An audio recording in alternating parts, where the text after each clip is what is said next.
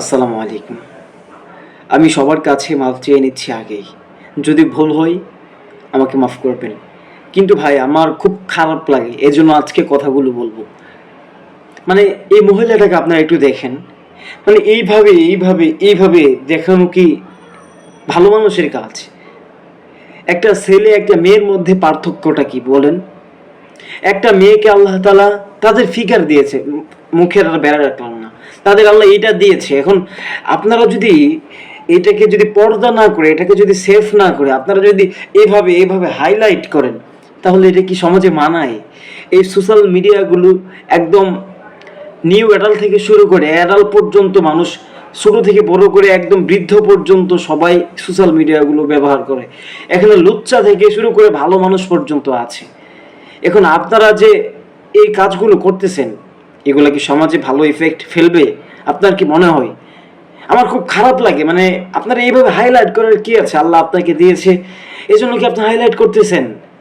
মানে আমার উচিত হয় আর কি যে ফেসবুক কোম্পানি যা আছে, ইউটিউব কোম্পানি যা আছে, তারা যদি ফেসবুকের ইউটিউবের মনিটাইজগুলো উঠিয়ে নেয়, তাহলে আর এই যেভাবে কেউ নিজের মান ইজ্জত নষ্ট করে নিজের বডি ফিটনেস সবগুলো উলঙ্গ করে মানুষকে দেখাবে না।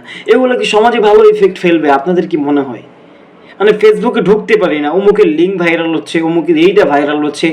ওনার কত বয়স হবে আপনারা অনুমান করেন তো? কমপক্ষে তো 40-এর কাছাকাছি হবে, না 40 না হলেও 35 হবেই। তাহলে এই বয়সে এসে যদি আপনারা এমন করেন, আপনি বাঁচবেন কই দিন বোন? আর আমার আরেকটা বিষয় খারাপ লাগলো, ওনার যে ভিডিওগুলো করে, ওনার ভিডিওগুলো ওনার মেয়ে করে। আমার প্রশ্ন জাগে, আছে মেয়েটা কি? মায়েকে এভাবে উলঙ্গ অবস্থায় ভিডিও বানাচ্ছে, খুব ভালো লাগে। এটা উলঙ্গ বলা যেতে পারে ভাই। উনি একজন মুসলিম মেয়ে, এজন্য বলতেছি কথাগুলো। ওনার নামটা যেন কি মার্জিয়া না মর্যাদা কি যেন নাম দেখলাম। যাই হোক, নামের কথা বাদ দিলাম। এগুলো কি সমাজে ভালো এফেক্ট ফেলবে বোন? আপনি যদি আমার ভিডিওগুলো দেখেন, আমার কথাগুলো আপনি যদি শোনেন, আমি খুব খুশি হব বোন, আপনার ছোট ভাই হিসেবে।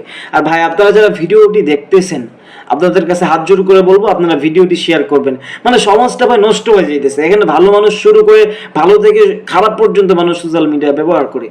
আর আপনারা যদি এইভাবে উলঙ্গ করেন, আপনাদের তো আল্লাহ একটা সম্মান দিয়েছে, ইজ্জত দিয়েছে। আপনারা যদি ইজ্জতটাকে বিক্রি করে দেন, তাহলে আর কেউ কিছু করতে পারবেন না, কেউ কিছু বলতেও পারবে না।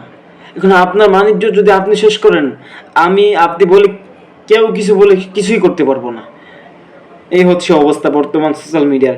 এই সামান্য কয়টা টাকার জন্য আপনার মান ইজ্জত সব আপনি শেষ করে দিতেছেন। মনে হচ্ছে আল্লাহ আপনাকেই খালি দিয়েছে, আর কাউকে দেয় নাই। আমার যে আরো হাজার হাজার বোন আছে, লক্ষ লক্ষ বোন আছে, কই আপনার মতো তো যারা ভালো মানুষ এইভাবে করে না। কিন্তু আপনি ওই সামান্য কিছু টাকা ইনকাম করতে পারবেন, হারাম টাকা, ওই টাকা দিয়ে আপনি মানুষকে দেখাচ্ছেন এইভাবে। এটা কি ঠিক হচ্ছে?